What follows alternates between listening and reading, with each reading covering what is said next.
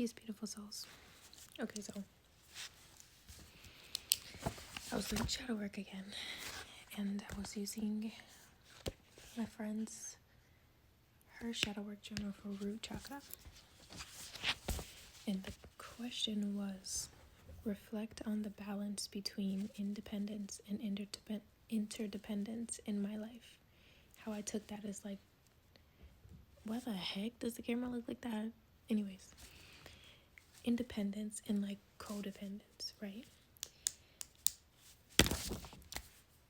Okay, I don't even know how to say what I'm trying to say. I was realizing though, I used to be very codependent on people, right? With people, relationship wise.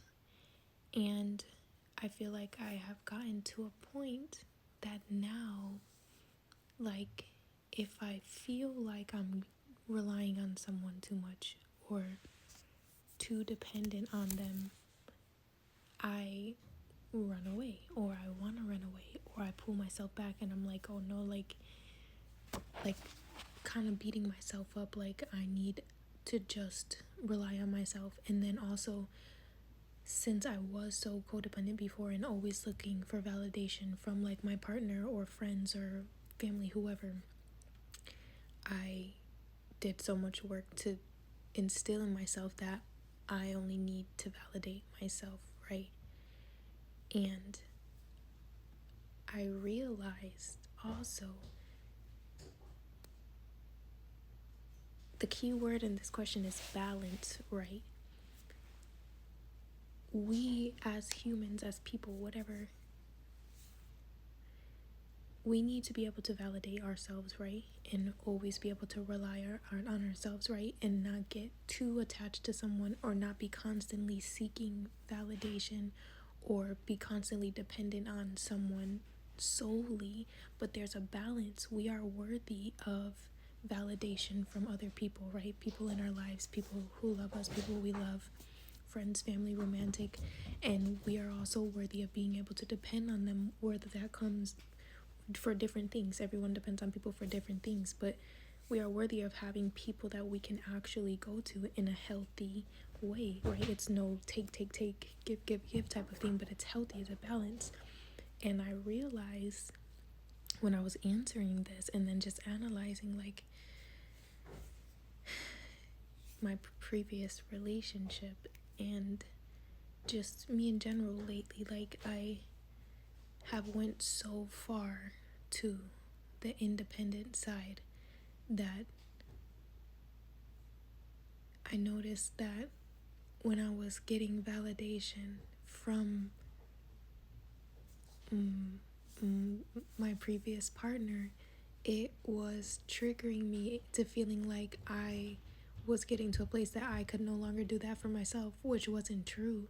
I was still validating myself and, comforting myself, but I also never really, or felt like I've never really had that, like, genuinely. And I would always, like, part of me was feeling like it was manipulation, because from other relationships I was in, it was to me manipulation. Like, it wasn't real validation, or I really truly couldn't rely on those people. And that came to show when, if my feelings changed or whatever the case may be, like, they weren't actually there for me just for what they wanted, right? And then I'm still thinking that this all stems back to like abandonment issues, right? Me being overly attached to people and super dependent on them and not wanting to let them go was because I was scared they were going to leave, right? And then me getting to the point where I'm super dependent. I don't want your validation. I don't want your validation. I don't want to depend on you. And again, don't want to depend on you, because of course we all want to be able to depend on our people, especially our romantic partner, right? In every way you want to be able to, not overly, but you want to be able to depend on them, rely on them, know they got your back, know you can go to them, right? So me getting to the point where I was overly independent and not wanting to depend on them at all also stems from abandonment issues, of me thinking they're going to leave, or that they are not really going to show up for me when I really need them. And that goes back to abandonment issues with like parents and stuff. And then also, if they were present, physically present, emotionally unavailable. You get me? Oh my gosh. Everything is literally a balance though, because I think I subconsciously put it in my head, like telling myself like I don't need outside validation, because granted I don't. Again, we should be able to always validate ourselves, comfort ourselves, but we also ideally should and want to have people to rely on to also do that for us, you know?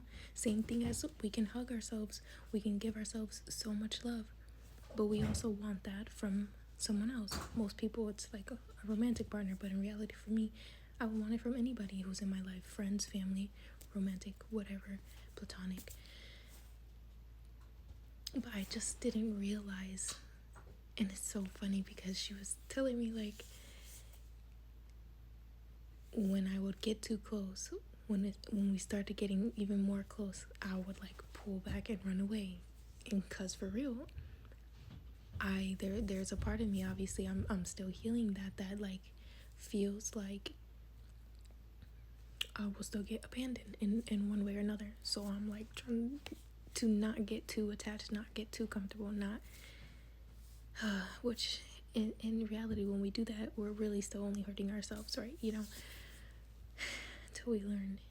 But I guess I didn't realize how deep the like abandonment issues were, and how it's not so like one sided. Like there's so much into that one trauma, or whatever you call it. Just like right when you heal certain traumas, you have to heal like that trauma through every chakra, if that makes sense.